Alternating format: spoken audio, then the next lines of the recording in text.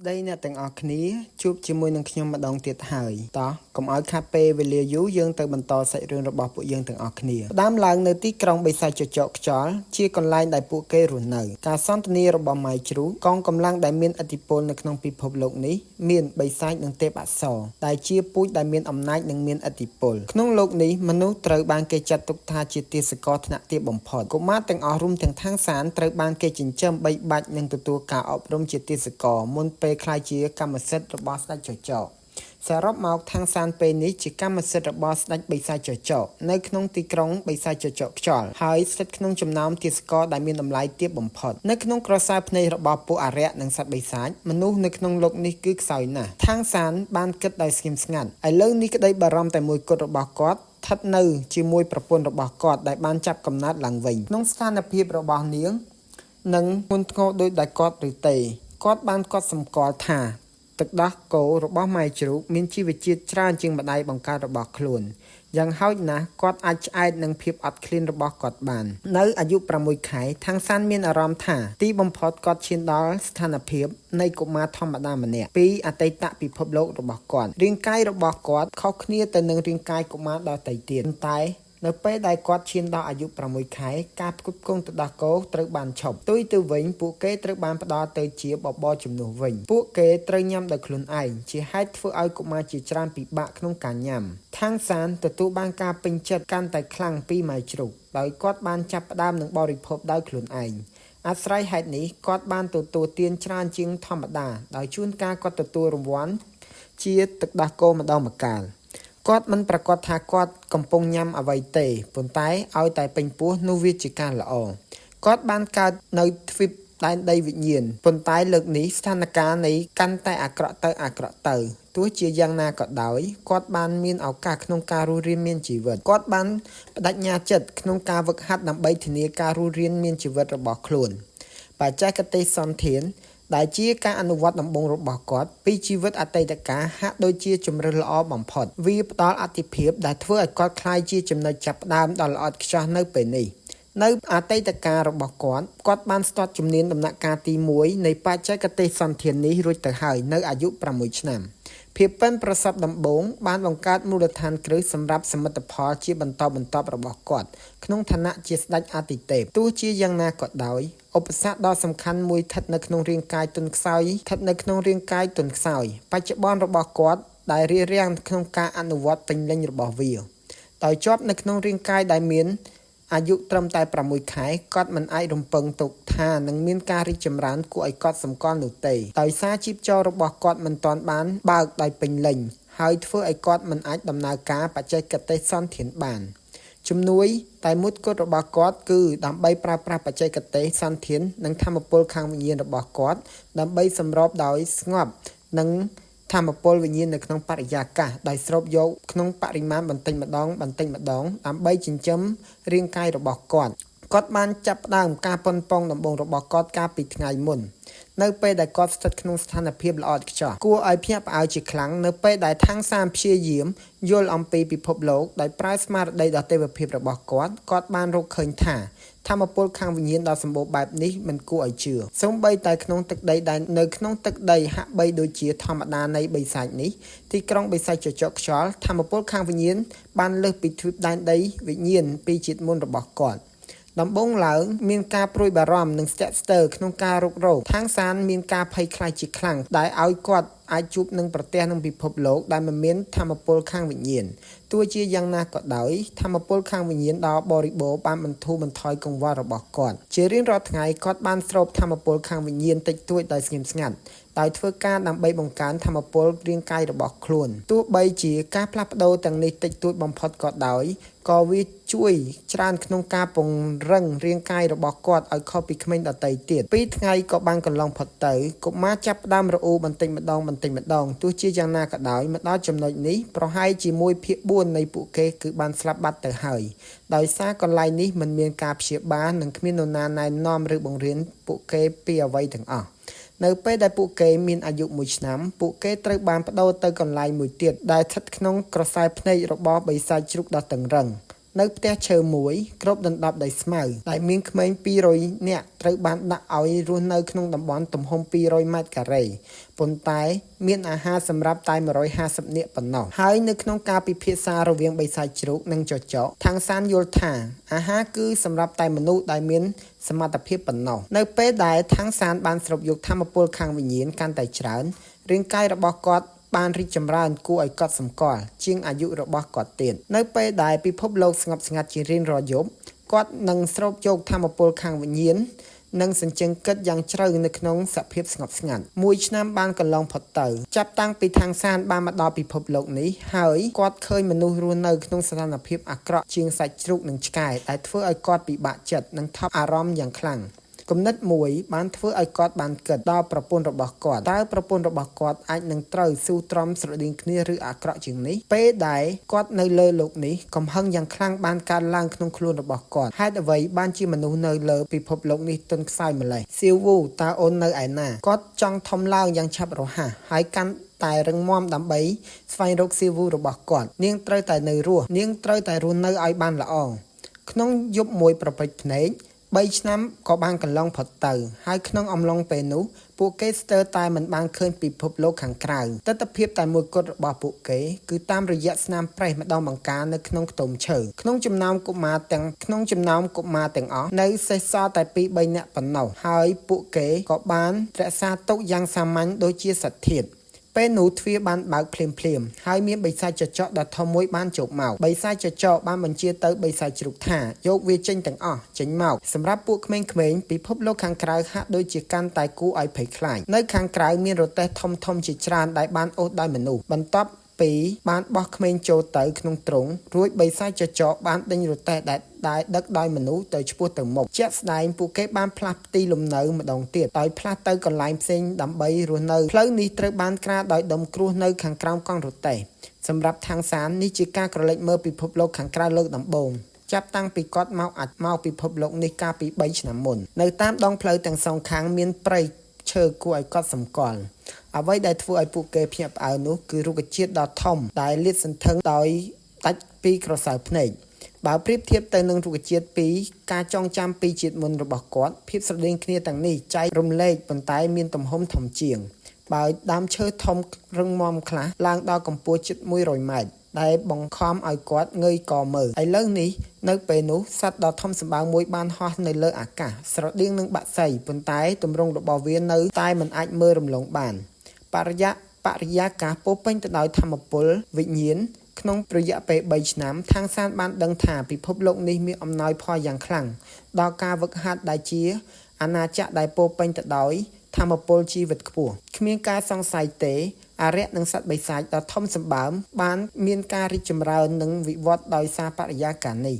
ក្នុងរយៈពេល3ឆ្នាំທາງសានបានបណ្ដុះបណ្ដាលយ៉ាងមានប្រសិទ្ធភាពនៅលំដាប់ទី1នៃបច្ចេកទេសសន្តាននៅក្នុងពិភពលោកមុនរបស់គាត់ទ្វីបដែនដីវិញ្ញាណដែលឈានពីលំដាប់ទី1នៃបច្ចេកទេសសន្តានទាមទារវិទ្យាសាស្ត្រប្លែកៗប៉ុន្តែនៅទីនេះវាហាក់ដូចជាមិនចាំបាច់នៅពេលដែលគាត់បានដឹងថាធម្មពលតាមរយៈជីពចររបស់គាត់ធម្មពលខាងក្នុងនៃបច្ចេកទេសសន្តានបានទម្លុះរបាំងនៃលំដាប់ទី1ដោយធម្មជាតិអ្វីដែលធ្វើឲ្យគាត់ភ្ញាក់ផ្អើលជាងនេះទៅទៀតគឺគាត់មានអាយុត្រឹមតែ3ឆ្នាំប៉ុណ្ណោះត្រឡប់ទៅពិភពលោកមុនរបស់គាត់បានទទួលជោគជ័យនៅអាយុ6ឆ្នាំទោះបីជាមានភាពខុសប្លែកគ្នាក៏ដោយក៏វានៅតែត្រូវបានផ្សារភ្ជាប់យ៉ាងជិតស្និទ្ធទៅនឹងធម្មពលខាងវិញ្ញាណនៃពិភពលោកនេះទោះបីគាត់រីកចម្រើនក៏ដោយທາງសាននៅតែប្រុងប្រយ័ត្នក្នុងការតាក់ទាញចំណាប់អារម្មណ៍ពីបិសាចដ៏មានឥទ្ធិពលគាត់បានយល់ថាសូម្បីតែបិសាចចចកធម្មតាបំផុតដែលឯងមានការវឹកហាត់ប្រហែលនឹងលំដាប់ទី2នៃបច្ចេកទេសសន្តានដែរທາងសានជឿថាប្រសិនបើគាត់មានបំណងពិតប្រាកដដើម្បីបដូរស្ថានភាពរបស់មនុស្សជាទិដ្ឋភាពសំខាន់បំផុតដែលត្រូវដោះស្រាយបន្ទាប់ពីការធ្វើដំណើរអស់រយៈពេល1ម៉ោងយ៉ាងហោចណាស់តាមការយល់ឃើញរបស់ທາງសានពួកគេបានទៅដល់កន្លែងមួយទៀតដែលស្រដៀងនឹងភូមិខ្ទមឈើសាមញ្ញត្រូវបានខ្ចាត់ខ្ចាយនៅជុំវិញផ្ ទះរបស់មនុស្សដែលមានភាពទ្រុឌទ្រោមហើយបុរសមានច្រើនជាងស្ត្រីដែលអាចមើលឃើញភូមិនេះបានលេចចេញជាជំរកសម្រាប់អ្នកស្រុករាប់ពាន់នាក់រទេះនោះបានឈប់ហើយបើកទ្វារចេញមកមនុស្សស្រី2 3នាក់បានចូលទៅជិតហើយអោនក្បាលចំពោះបិសាចចចកមេបិសាចចចកបានបញ្ជាយ៉ាងត្រជាក់ថាទេសកលទាំងនេះជាទំនួលខុសត្រូវរបស់អ្នកខាងសានភ្ញាក់ផ្អើលតើគេត្រូវបញ្ជូនត្រឡប់ទៅរស់នៅជាមួយមនុស្សឬកុមារទាំងនេះត្រូវបានឃុំឃាំងអស់រយៈពេល3ឆ្នាំហើយខ្វះការយល់ដឹងអំពីអ្វីដែលកំពុងកាត់ឡើងនៅជុំវិញខ្លួនរបស់ពួកគេប្រឈមមុខនឹងពិភពលោកដែលមិនបានធ្លាប់ស្គាល់នេះពួកគេបានត្រឹមតែលាក់បាំងការភ័យខ្លាចប៉ុណ្ណោះនៅថ្ងៃបន្ទាប់កុមារទាំងនេះត្រូវបានផ្ដល់ឱកាសឲ្យរៀនដំបូងឡើយពួកគេត្រូវបានបង្រៀនឲ្យស្គាល់វត្ថុស្គាល់ខ្លួនឯងជាមួយនឹងឧបករណ៍ដែលប្រើប្រាស់ដោយទេសកលនិងទទួលបានជំនាញជាភាសាដំបូងអាហារដែលពួកគេទទួលកាន់តែតិចបើប្រៀបធៀបទៅនឹងអ្វីដែលពួកគេមាននៅក្នុងវាច្បាស់ណាស់អាហារខ្វះខាតនៅកន្លែងនេះស្ត្រីនិងកុមារបានទទួលចំណាយតិចតួចមានតែបុរសខ្លាំងប៉ុណ្ណោះដែលអាចមានបានច្រើនທາງសានបានកត់សម្គាល់ឃើញថាបុរសតែងតែចេញទៅធ្វើការនៅខាងក្រៅនៅទីលំនៅរបស់មនុស្សទាំងនេះកុមារដែលកើតនៅក្នុងភូមិមិនត្រូវបានអនុញ្ញាតឲ្យចិញ្ចឹមនៅទីនេះទេពួកគេត្រូវបានផ្លាស់ប្ដូរនិងយកទៅចិញ្ចឹមនៅកន្លែងផ្សេង3ឆ្នាំទៀតក៏កន្លងផុតទៅហើយពួកគេបានឈានដល់អាយុ6ឆ្នាំជាធម្មតាកុមារត្រូវបានគេរំពឹងទុកថានឹងជួយការងារក្នុងភូមិនៅពេលដែលពួកគេឈានដល់អាយុ6ឆ្នាំពេលនោះທາງសានបានចូលទៅក្នុងព្រៃជ្រៅខ្នងរបស់គាត់ស្រាប់តែត្រង់ហើយភ្នែកស្រអាប់របស់គាត់ក៏ចាប់ផ្ដើមភ្លឺឡើងហើយគាត់ដកដង្ហើមយ៉ាងជ្រៅយ៉ាងណាក៏ដោយខ្យល់ត្រជាក់ត្រូវបានបញ្ជូនទៅដោយធម្មពលខាងវិញ្ញាណដោយប្រើប្រាស់ម្រាមដៃស្រាលទៅលើដីគាត់ចាប់ផ្ដើមធ្វើចលនាហើយលើកនេះក្នុងលក្ខណៈរហ័សជាងមុនដោយដកស្រង់ពីបទពិសោធន៍ក្នុងជីវិតអតីតកាលរបស់គាត់មានជំនាញក្នុងការប្រើប្រាស់បច្ចេកទេសសន្ធានជាខ្លាំងតាំងពីអាយុ6ឆ្នាំមកគាត់តែងតែលួចចេញពេលយប់ដើម្បីទៅទីកន្លែងដែលមានធម្មពលខាងវិញ្ញាណកាន់តែច្រើនដែលអនុញ្ញាតឲ្យការអនុវត្តរបស់គាត់កាន់តែប្រសើរជំហានដ៏រហ័សរហួនរបស់គាត់បានឆ្លុះបញ្ចាំងពីជំហានស្រមោលខ្មោចដែលជាសមត្ថភាពដ៏ខ្លាំងក្លាបំផុតរបស់គាត់ពីជាតិមុនវាជាជំនាញដំបូងដែលគាត់បានកំណត់អតិភិបក្នុងការអនុវត្តក្នុងពិភពលោកដ៏គ្រោះថ្នាក់នេះដោយទទួលស្គាល់ថាគ្មានអ្វីសំខាន់ជាងការពារជីវិតរបស់គាត់នោះទេត្បូងថ្មពណ៌ត្បូងថ្មដ៏ស្រទន់លេចចេញនៅលើម្រាមដៃរបស់គាត់យ៉ាងយឺតដែលបង្ហាញពីជំនាញកម្ពូលមួយទៀតគឺម្រាមដៃសន្ធានបច្ចេកទេសនេះធ្វើឲ្យបាតដៃរបស់គាត់មិនជ្រាបចូលគ្រប់សារធាតុពុលនិងរារាំងពីវត្ថុលំពីដាវនិងលំពេងបន្ទាប់ពីការវឹកហាត់ជាង1ម៉ោងរាងកាយរបស់គាត់បានបញ្ចេញដល់ស្រទន់ហើយធម្មពលនៃបច្ចេកទេសសន្ធានបានសាយភាយយ៉ាងរលូនទៅចូលទៅក្នុងខ្លួនរបស់គាត់ទោះជាយ៉ាងណាក៏ដោយគាត់មានអារម្មណ៍ថាអស់សង្ឃឹមបន្តិចនៅពេលដែលព្រលឹងក្បាច់គុណដែលគាត់បានដាស់នៅលើទ្វីបដែនដីវិញ្ញាណក្នុងជីវិតមុនរបស់គាត់ហាក់ដូចជាគ្មានអវត្តមាននៅក្នុងជីវិតនេះទីបំផុតគាត់បានឈានដល់លំដាប់ទី3នៃបច្ចេកទេសសន្ធាននៅអាយុ6ឆ្នាំគាត់មិនហ៊ានសូម្បីតែសុបិនអំពីរឿងនេះនៅពីជាតិមុនរបស់គាត់ជាអកុសលកម្លាំងបច្ចុប្បន្នរបស់គាត់គឺនៅឆ្ងាយពីអ្វីដែលគាត់ឈានដល់លំដាប់ដូចគ្នានៅក្នុងជីវិតមុនរបស់គាត់នៅលើទ្វីបដែនដីវិញ្ញាណគាត់បានដាស់ព្រលឹងក្បាច់គុណដែលផ្ដល់ឲ្យគាត់នៅធម៌ពលដ៏អស្ចារ្យលើពីនេះទៅទៀតគាត់មានព្រលឹងក្បាច់គុណភ្លោះដ៏កម្រខណៈពេលដែលបច្ចេកទេសសន្ធានបានផ្ដល់ធម៌ពលខាងក្នុងចំណែកព្រលឹងក្បាច់គុណគឺជាប្រភពនៃកម្លាំងខាងក្រៅរបស់គាត់បានចងចាំយ៉ាងច្បាស់ថានៅពេលឈានដល់លំដាប់ទី3នៅក្នុងទ្វីបដែនដីវិញ្ញាណគាត់បានបញ្ចូលគ្នាជាមួយនឹងកងព្រលឹងដ៏មានធម៌ពលនិងទទួលបានឆ្អឹងព្រលឹងដ៏មហិមាដោយដាក់មូលដ្ឋានគ្រឹះសម្រាប់សមិទ្ធផលនាពេលអនាគតរបស់គាត់ທາງសានតាំងចិត្តចូលក្នុងព្រៃឈើដែលមានធម៌ពលវិញ្ញាណក្រាស់បើប្រៀបធៀបទៅនឹងនៅក្នុងភូមិគាត់បានសញ្ជឹងគិតថាតើក្នុងព្រៃបានលាក់ទុកទ្រព្យសម្បត្តិដែលមានតម្លៃឬនៅក្នុងពិភពលោកនេះគាត់ព្រលឹងក្បាច់គុណរបស់គាត់បានទេតែគាត់អាចប្រើប្រាស់បច្ចេកទេសសន្ធានជំនួសវិញជាមួយនឹងបច្ចេកទេសដ៏ជ្រាលជ្រៅដែលមាននៅក្នុងកំណត់ត្រាសន្ធានທາງសានអាចយល់បន្តិចម្ដងថាហេតុអ្វីបានជាមនុស្សនៅក្នុងពិភពលោកនេះខ្សោយម្ល៉េះពិភពលោកនេះត្រូវបានគេស្គាល់ថាជាភព Funland ហើយមានទ្វីបតែមួយគត់ទៅទ្វីបបិសាចដែលមាននៅដែលគាត់រស់នៅបច្ចុប្បន្នអារក្សនិងសត្វបិសាចមានសមត្ថភាពពីកំណើតនៅក្នុងទឹកដីនេះពោពេញទៅដោយធម៌ពលខាងវិញ្ញាណពួកគេគ្រាន់តែត្រូវបន្តស្រូបយកធម៌ពលខាងវិញ្ញាណនៃឋានសួគ៌និងផែនដីដើម្បីបង្កើនសមត្ថភាពរបស់ខ្លួនឲ្យកាន់តែខ្លាំងគ្មានជាតិសាសន៍ណាអាចប្រជែងនឹងកម្លាំងរបស់ពួកគេបានទេផ្ទុយទៅវិញមនុស្សខ្វះសមត្ថភាពប្រយុទ្ធនិងបច្ចេកទេសវឹកហាត់ពន្លឺក្នុងព្រៃមានភាពស្រអាប់ដោយសារតែរុក្ខជាតិក្រាស់រាងកាយCelestial ដែលស្រដៀងនឹងព្រះច័ន្ទមាននៅក្នុងពិភពលោកនេះដែលបញ្ចេញពន្លឺពណ៌ខៀវស្រទន់ខុសពីធម្មតាវាមើលទៅឃើញដល់ចម្លែក ភ្នែករបស់ថងសានភ្លឺដោយពន្លឺពណ៌ស្វាយខ្សោយដែលជាឥទ្ធិពលការប្រើប្រាស់បច្ចេកទេសកម្ពូលមួយទៀតពីរមូរសន្ធានហៅថាភ្នែកបិសាចពណ៌ស្វាយជំនាញបច្ចេកទេសនេះតម្រូវឲ្យគាត់ប្រឈមមុខនឹងពន្លឺព្រះអាទិត្យជារៀងរាល់ថ្ងៃគាត់ត្រូវរុញខ្លួនគាត់ទល់នឹងគម្លាតរវាងកម្រាលឥដ្ឋនិងទ្វារអស់រយៈពេល2ឆ្នាំចុងក្រោយនេះដោយស្ទើរតែមិនអាចអនុវត្តបានក្នុងរយៈពេល2ឆ្នាំមកនេះគាត់បានរកឃើញឱកាសបន្ថែមទៀតសម្រាប់ការហ្វឹកហាត់ជំនួយនៃភ្នែកពណ៌ស្វាយអាចឲ្យគាត់ឃើញអ្វីៗនៅជុំវិញក្នុងព្រៃយ៉ាងច្បាស់នៅក្នុងពិភពលោកមុនរបស់គាត់មានសត្វតែត្រូវគេស្គាល់ថាជាសត្វវិញ្ញាណដើមឡើយត្រូវបានសង្កត់សង្កិនដោយមនុស្សពួកគេបានស៊ូរហូតតតែពួកគេសម្រេចបានការរួមរស់នៅដោយសន្តិភាពចំណែកទ្វីបនេះវិញមនុស្សត្រូវតស៊ូដើម្បីរស់រានមានជីវិតវាហាក់ដូចជាអ្វីគ្រប់យ៉ាងត្រូវបានបញ្ច្រាស់គ្នាពេលដែលថងសានកំពុងបន្តគិតស្រាប់តែឮចលនាខ្លះៗ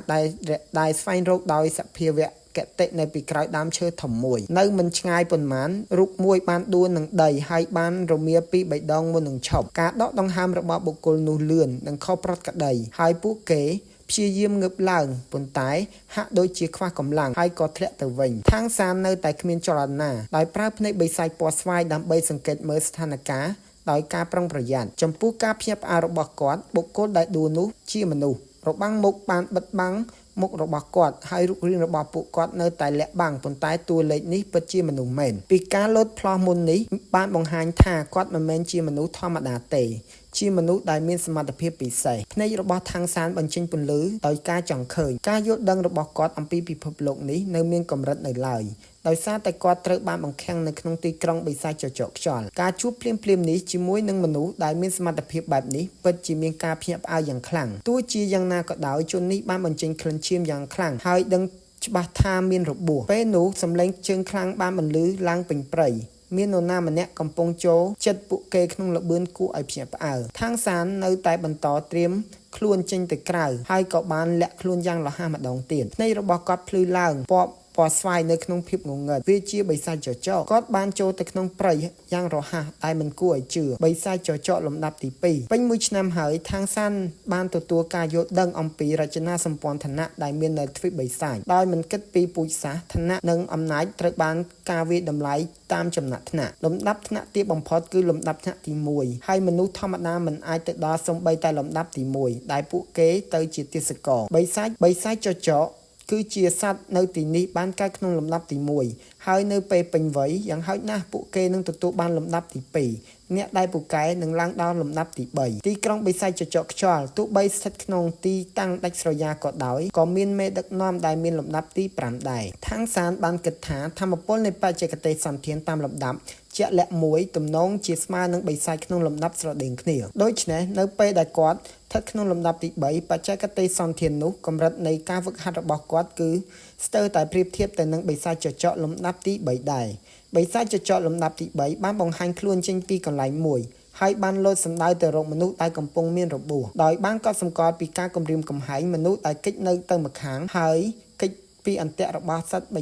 បិសាចចចកនៅពេលនោះគាត់បានធ្វើចលនាចម្លែកមួយរាងកាយរបស់គាត់ហាក់បីដូចជាបានផ្លាស់ប្ដូរទៅជាក្រញាំដ៏មុតស្រួយហើយពន្លឺពណ៌លឿងស្រាលហុំព័ទ្ធធ្វើឲ្យគាត់បានលេចធ្លោក្នុងភាពថងសានបានកត់សម្គាល់ឃើញអាវធំនៃរ៉ូមពណ៌ត្នោតលឿងដែលមានស្នាមពណ៌ត្នោតខ្មៅលេចចេញពីស្បែករបស់គាត់នៅពេលដែលគាត់បានផ្លាស់ប្ដូរនេះកាត់ឡើងល្បឿនរបស់គាត់បានកើនឡើងជាខ្លាំងក្រញាំជើងរបស់គាត់គឺសំដៅត្រង់ទ្រូងនឹងពោះរបស់បិសាចចចកបិសាចចចកបានបង្វែរក្រញាំខាងមុខរបស់វាយ៉ាងលឿនដើម្បីរារាំងក្រញាំជើងរបស់មនុស្សបង្កើតបានជាក្រញាំដ៏មុតស្រួចនៅពេលពួកគេប៉ះទង្គិចគ្នាកម្លាំងរបស់មនុស្សគឺខ្វះខាតហើយត្រូវបានរុញត្រឡប់មកក្រោយវិញភ្លាមគាត់ស្រឡាំងកាំងមួយផ្លេតហើយឈាមចាប់ផ្ដើមស្រក់ចេញពីពោះរបស់គាត់ស្រក់ចេញពីពោះខាងក្រោមរបស់គាត់រំពេចនោះពន្លឺពណ៌បៃតងជាច្រើនបានលេចចេញពីចម្ងាយសម្ដៅមករកមនុស្សដោយផ្ទាល់កាំបិតខ្យល់បិសាចចចកលំដាប់ទី3បានបញ្ចេញសម្លេងក្រហមយ៉ាងខ្លាំងហើយបានគប់កាំបិតខ្យល់សម្ដៅទៅមនុស្ស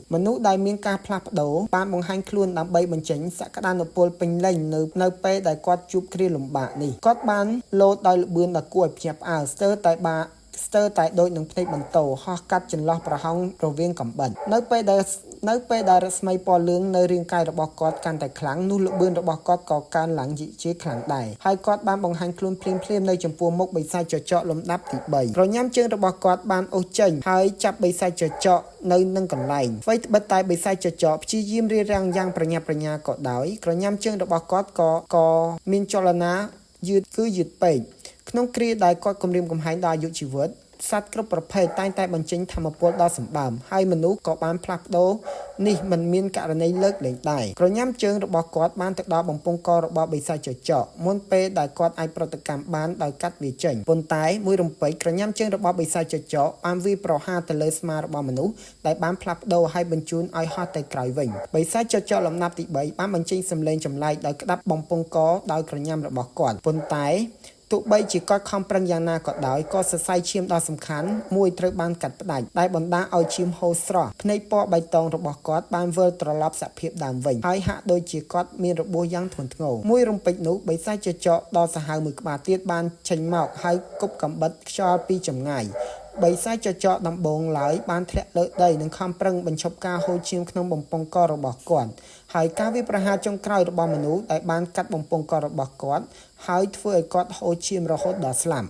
ចំណែកបិសាចលំដាប់ទី3មួយទៀតមានរាងកាយរឹងមាំនិងវាយជាមួយមនុស្សយ៉ាងសាហាវក្រញាំជើងរបស់វាបញ្ចេញពន្លឺដ៏អាក្រក់មួយអមជាមួយនឹងភាពប្រែប្រួលនៃធាតុខ្យល់និងការលាយបញ្ចូលគ្នានៃកាំបិតខ្យល់ក្នុងគ្រាលំបាកនោះពីរស្រមោលមនុស្សដែលមិននឹកស្មានបានលួចចេញមកពីចំហៀងហើយកាំបិតបិសាចចចកលំដាប់ទី3កំពុងតែផ្ដោតទាំងស្រុងទៅលើមនុស្សដែលបានផ្លាស់ប្ដូរដោយគាត់នៅតែមិនដឹងពីការមកថ្មីរបស់មនុស្សម្នាក់ទៀតឡើយ